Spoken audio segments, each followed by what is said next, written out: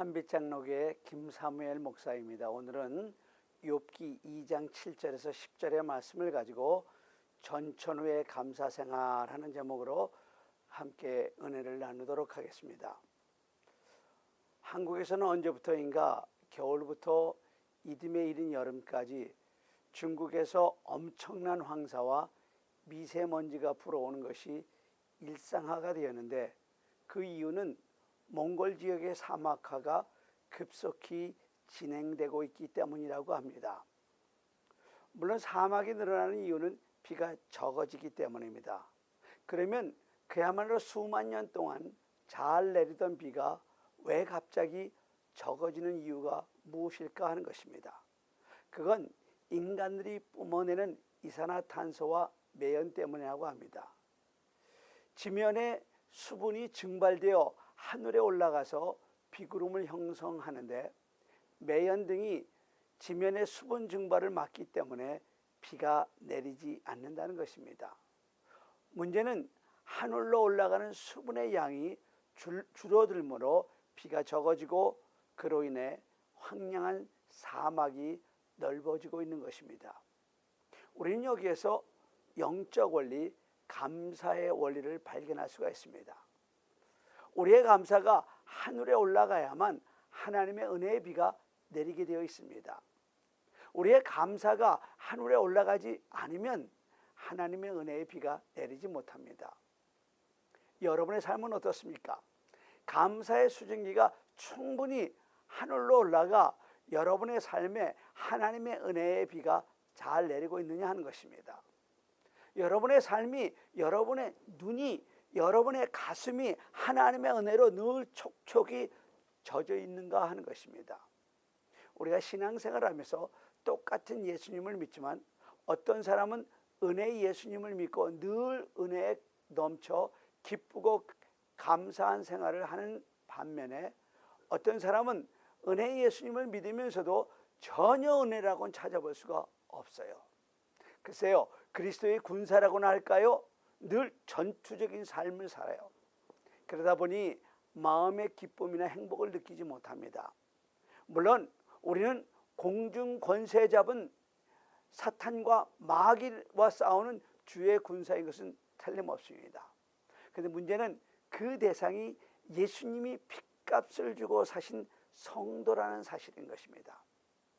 그 차이가 어디에서 오는 걸까요? 물론 감사입니다.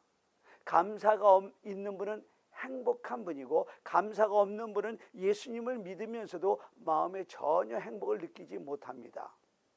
여러분, 감사를 회복하시기 바랍니다. 감사를 회복해야 내 삶이 행복해집니다. 감사함으로 내 삶의 의미가 새로워지고, 감사함으로 내 삶의 가치가 새롭게 형성됩니다. 감사함으로 내 인격이 성숙해집니다. 제가 서울에서 부목사로 심호하고 있을 때의 일입니다. 교회 옆에 시장통이 하나 있는데, 그렇게 크지 않은 그냥 동네 시장입니다. 그곳에서 장사하는 분들 중에 제가 맡았던 구역원들이 많이 있었습니다. 근데 그 중에 가게가 없어서 천막을 쳐놓고 좌판을 벌이고 채소를 팔던 집사님이 계셨는데, 사람들은 그분을 감사 집사님이라고 불렀습니다. 누구든지 그분을 만나면 왜 이분이 감사 집사님이라고 하는지 한 번에 알게 됩니다. 감사를 입에 달고 사는 분이기 때문에 그렇습니다. 많이 사가도 감사요, 적게 사가도 감사, 깎아달라고 해도 감사, 그냥 가도 감사. 그러다가 정 섭섭한 일이 있으면 한번 씩 웃으면 끝이 납니다. 집사님은 언제나 뜨거운 태양 아래서 장사를 해야 하기 때문에 나이에 걸맞지 않게 얼굴에는 주름살이 많이 잡히셨고, 또 손을 잡아보면 마치 거북이 등처럼 얼마나 거칠은지 모릅니다. 근데 모든 사람들이 이 집사님을 좋아합니다. 사랑합니다. 한 번은 교회에서 교육관 구입을 위한 건축 헌금을 하는데, 이분이 깜짝 놀랄 만큼 헌금을 많이 하셨습니다. 그래서 제가 물었습니다. 집사님, 어떻게 이런 금액을 헌금하려고 생각하셨어요? 그랬더니 그분이 이렇게 대답하십니다. 목사님, 제가 하는 가게가 절에 비해도 괜찮아요. 저 가게에서 아들 셋을 대학까지 다 가르쳤고요. 다행히 애들 아버지가 살아있을 때부터 교회 앞 재개발 지역에다 다 허물어가는 집을 한 채 가지고 있었는데 그 땅이 넓어서 새로 지을 아파트 중에서도 큰 채 둘을 받게 되었어요. 목사님, 저 이래봬도 부자입니다. 이게 다 하나님이 주신 은혜입니다. 그래서 우리 손주들이 공부할 교회 교육관을 구입한다고 해서 조금 힘들지만 그동안 저축했던 돈 탁탁 털어서 헌금했습니다. 이제까지 채워주신 하나님이 또 채워주실 줄로 믿습니다. 이 집사님의 얼굴에는 어떤 구김살도 어떤 어두운 면도 찾아볼 수가 없습니다. 늘 환한 얼굴로 감사하며 사십니다. 장사가 잘 되면 잘 되는 대로, 비가 와서 장사가 안 되면 안 되는 대로 감사. 이처럼 신앙생활을 하면서 환경이나 우리에게 오는 시련이나 역경에 영향을 입지 않는 항상 감사하는 생활을 우리는 전천후의 감사라고 합니다. 이런 전천후의 감사가 여러분에게 넘쳐나기를 간절히 바랍니다. 근데 전천후의 감사, 그러면 역시 욥을 꼽을 수밖에 없습니다. 욥은 엄청난 부자였어요. 양이 7천이요, 약대가 3천이요, 소가 500결이요, 암나귀가 500마리요, 수많은 종들을 거느린 당시 사회로 말하자면 대재벌이었습니다. 그러면서도 그는 모든 사람에게 존경과 추앙을 받는 사람이었고, 성경은 욥을 가리켜 온전하고 정직하며 하나님을 경외하며 악에서 떠난 사람이라고 극찬을 아끼지 않았습니다. 욥은 자기 아들들이 생일잔치를 할 때 혹시나 먹고 마시면서 잘못됨이 없을까 해서 아들들을 성결케 하고 다음 날 아침에는 그들의 명수대로 하나님 앞에 번제를 드렸습니다. 그러면서 그는 잘 될 때나 어려울 때나 늘 하나님을 경외하면서 감사하는 삶을 살아갔습니다. 그런 욥을 하나님의 말씀은 얼마나 칭찬하고 있는지 모릅니다. 우리가 잘 될 때 교만하지 아니하고 감사한 마음을 갖는다는 것만큼 큰 복도 없습니다. 그래서 하나님의 말씀 신명기 8장 14절에서 우리를 이렇게 교훈하십니다. 두렵건대 내 마음이 교만하여 내 하나님 여호와를 잊어버릴까 하노라. 두 번째로 두렵건대 내가 마음에 이르기를 내 능과 내 손이 힘으로 내가 내 재물을 얻었다 할까 하노라. 내 하나님 여호와를 기억하라. 그가 내게 재물을 얻을 능을 주셨습니다. 잘 될 때 겸손해야 하고 안 될 때 감사해야 합니다. 그런 욥에게 엄청난 고난이 불어닥칩니다. 이건 상상도 할 수 없는 그런 고난입니다. 그 많던 재산이 일순간에 다 없어졌습니다. 7 아들과 3 딸이 태풍으로 일시에 다 죽었습니다. 거기에다가 자기 몸에는 병까지 들어 머리끝 정수리부터 발끝까지 질그릇 조각으로 긁지 않고는 견딜 수 없는 악창이 온몸을 덮었습니다. 한 심리학자는 사람들이 인생을 만나는 중에 그 고난을 100이라는 치수를 매긴다면 가장 큰 고난은 역시 배우자를 잃는 고난으로 그걸 100이라고 기준을 삼은 것입니다. 그런 식으로 욥이 당한 고난을 치수로 매긴다면 한 2000쯤 된다고 합니다. 그것도 한순간에 말입니다. 설상가상으로 그럴 때 서로 도우라고 주신 조강지처까지도 당신이 지금까지 하나님을 온전히 믿어봤자 뭐 나온 것이 있습니까? 그래도 온전함을 끝까지 지킬 것이냐? 에이나 차라리 하나님을 저주하고 욕하고 죽으라고 하면서 욥을 핍박합니다. 그러나 그런 아내에게 욥은 이렇게 말합니다. 내가 어찌 어리석은 여자 중 하나같이 말할 수 있느냐? 우리가 하나님께 복을 받았은즉 재앙도 받지 않겠느냐? 하나님께서 주신 것 하나님께서 가져가는데 무엇이 불평이 있겠느냐 하는 겁니다. 보통 사람 같으면 이런 일을 당하면 충격을 받아 심장마비로 죽던가 아니면 혈압이 터져 반신불수가 되던가 했을 것입니다. 그러나 욥의 위대한 점은 욥은 그런 엄청난 위기를 오히려 자기를 비우는 기회로 삼았다는 것입니다. 속에 물질로 가득 찬 사람은 물질을 잃어버리면 죽습니다. 권력으로 가득 찬 사람은 권력을 잃어버리면 죽습니다. 이런 엄청난 충격을 받으면 뒷목을 잡고 쓰러지거나 가슴을 움켜잡고 쓰러지는 장면을 여러분이 좋아하는 연속극에서 많이 보셨지 않습니까? 그래요. 사람들은요, 자기 속에 가득 찬 것을 빼앗기면 죽습니다. 그런데 욥은 그런 고난 가운데 오히려 마음을 비웠습니다. 그래서 그가 이렇게 고백할 수 있었던 것입니다. 내가 아무것도 가지고 나온 것이 없는데 아무것도 가지고 가지 못하리니 나에게 있는 것으로 족하다. 내가 알몸으로 나왔은즉 알몸으로 돌아갈지니라. 공수래라는 겁니다. 이게 바로 욥의 위대한 점입니다. 보통 사람은 죽어 넘어질 시간에 욥은 오히려 일어났습니다. 기절하지 않았습니다. 원망하지 않았습니다. 절망하지 않았습니다. 욥은 그 순간에 오히려 하나님을 붙잡았습니다. 그러면 욥도 사람인데 어떻게 그럴 수 있을까요? 어떻게 그런 엄청난 고난 가운데서 범죄하지 않을 수 있었을까요? 욥기를 뒤지고 또 뒤져서 찾아낼 수 있는 단 하나의 이유가 있습니다. 여러분 한번 따라해 보실까요? 욥은 까닭 없이 하나님을 사랑했다. 그래요. 욥은 까닭 없이 하나님을 사랑했습니다. 그래서 욥이 부자일 때도 하나님께 감사했고 고난 가운데서 하나님께 감사한 것입니다. 제가 욥기 1장 9절에서 11절까지 읽겠습니다. 잘 들으시기 바랍니다. 사탄이 여호와께 대답하여 이르되 욥이 어찌 까닭 없이 하나님을 경외하리까?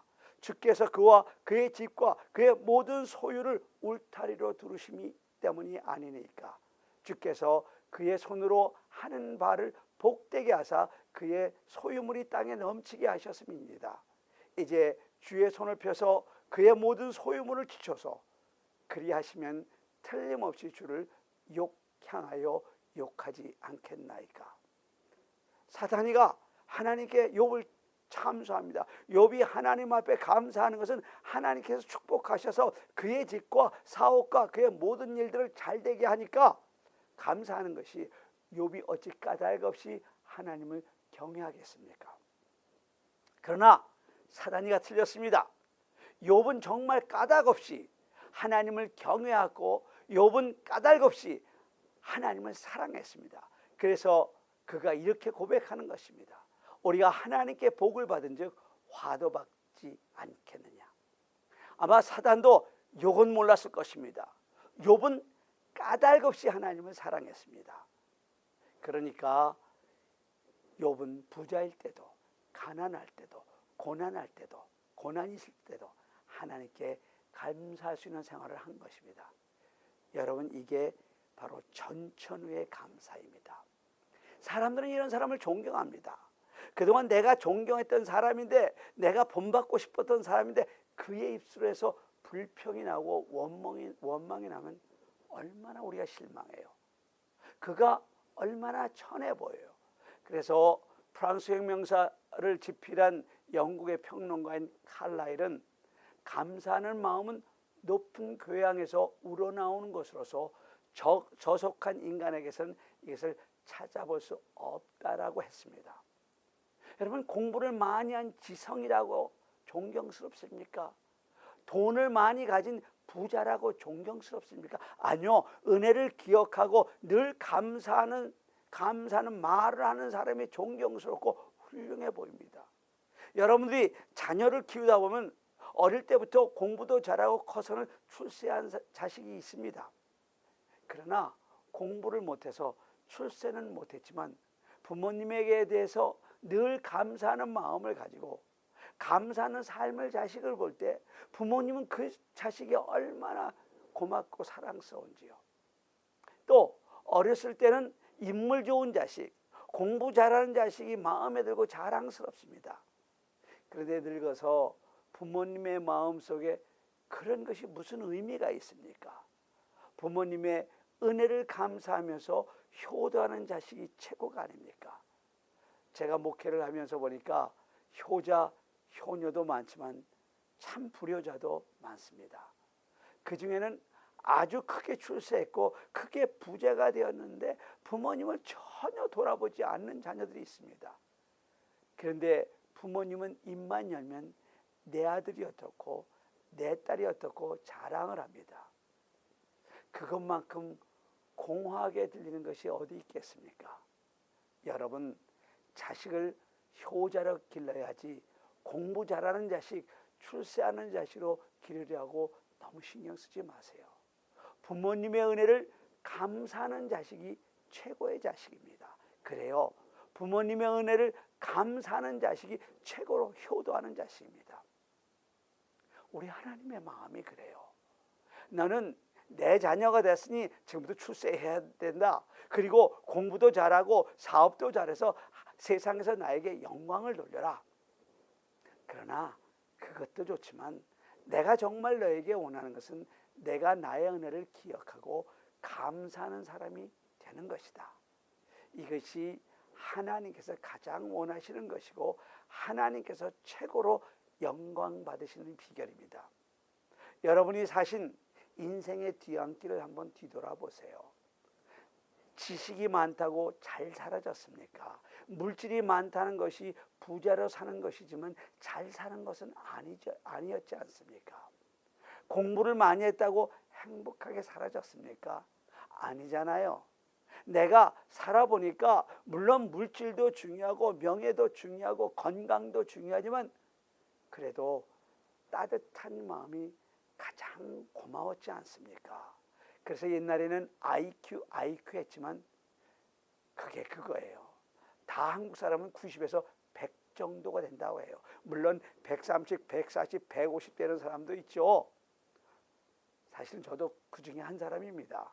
또 오해하지 마세요. 제가 이런 농담을 했다고 우리 목사님은 천재라고 해 하지 마세요.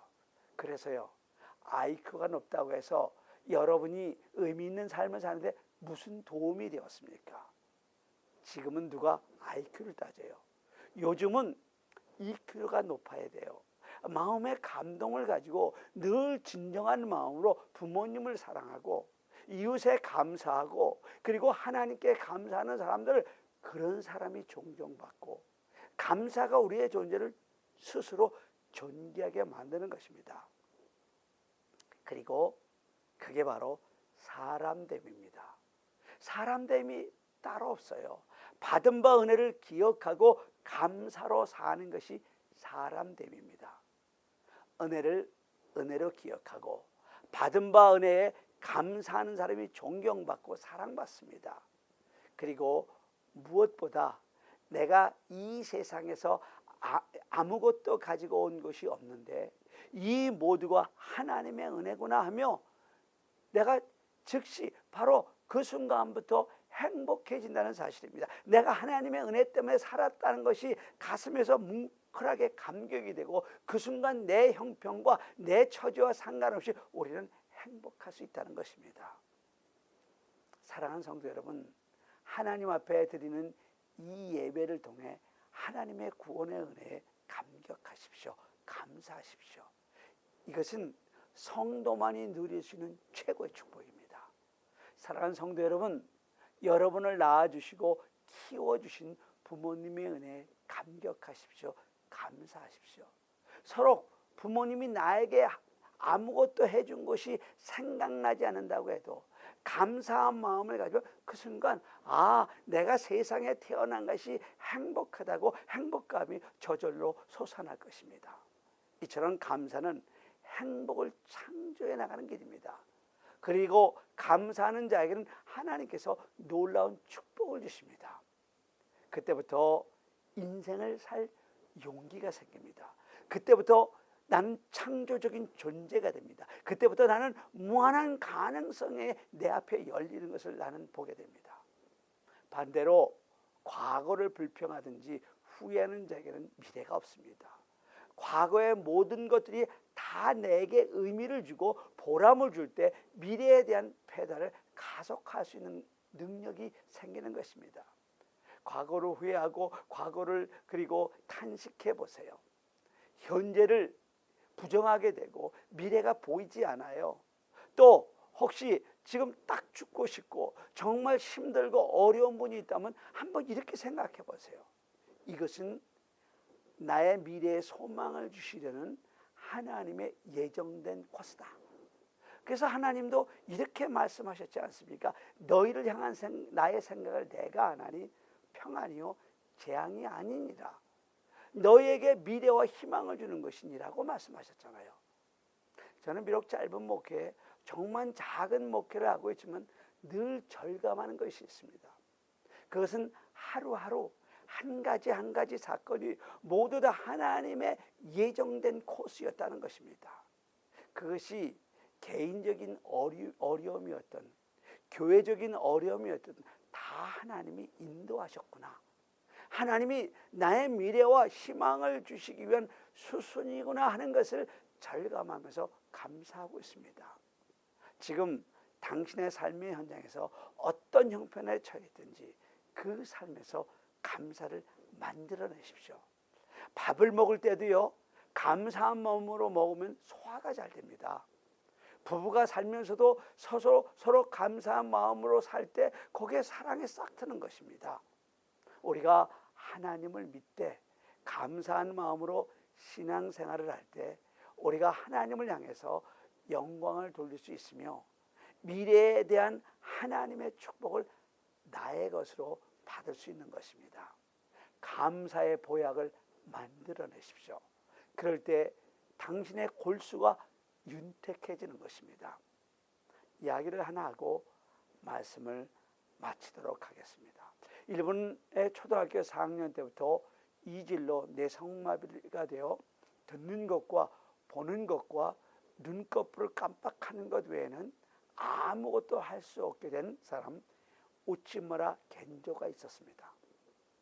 그는 머리만 크고 나머지는 어린아이 것 그대로 인체 흐느적거린 그야말로 볼품없는 몰골이었습니다.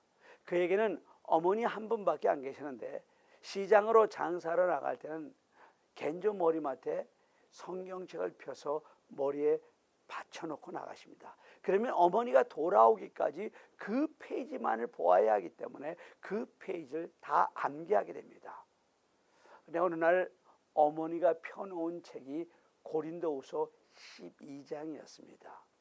겐조는 평상시처럼 성경을 읽어 내려가는 중이었는데 그 내용은 바울이 자기의 몸에 있는 질고를 떠나가게 해달라고, 가시를 떠나가게 해달라고 3번 간절히 기도할 때 하나님께서 내 은혜가 내게 족하다, 내 능력이 약한 데서 온전하여진다고 하신 주님의 말씀을 감사로 받아들였다는 그런 내용입니다. 겐조는 그 말씀을 읽고 또 읽고 또 읽으며 자기 가슴에 새기고 또 새기며 말도 나오지 않은 입으로 되뇌이고 또 되뇌이며 얼마나 펑펑 울었는지 모릅니다. 머리 밑에 있던 성경책이 눈물로 흥건히 적셔질 만큼 은혜를 받은 것입니다. 내 은혜가 내게 족하다, 내 능력이 약한 데서 온전해진다는 하고 하신 그 주님의 말씀이 마치 자기를 향해 주시는 말씀으로 들려진 것입니다. 사실 그의 삶을 한번 생각해 보세요. 여러분, 무슨 감사할 조건이 있겠습니까? 무슨 기뻐할 일이 있겠습니까? 그는 확 죽어버릴 수만 있다면, 아니 죽어버리려고 여러 차례 시도도 해보았어요. 그의 삶은 불평과 불만으로 가득 찬 황폐한 삶이었어요. 그런데 내 은혜가 내게 족하다, 내 능력이 약한 데서 온전하여진다고 하신 말씀을 자기를 향한 말씀으로 받아들인 후 그의 모습은 천사같이 변했습니다. 그리고 그는 눈꺼풀을 이용해서 윙크하는 방식으로 어머니와 사인하며 한자 한자 적어 2권의 시집을 발간하여 많은 일본인들을 회개시키는 역사가 일어났습니다. 그 중에 한 편이 괴롭지 않았더라면 하는 시입니다. 제가 읽겠습니다. 만일 내가 괴롭지 않았더라면, 하나님의 사랑을 받아들이지 않았을 것을, 만일 모든 형제 자매들도 괴롭지 않았더라면 하나님의 사랑은 전해지지 않았을 것을, 만일 우리 주님이 괴롭지 않았더라면 하나님의 사랑은 나타나지 않았을 것을.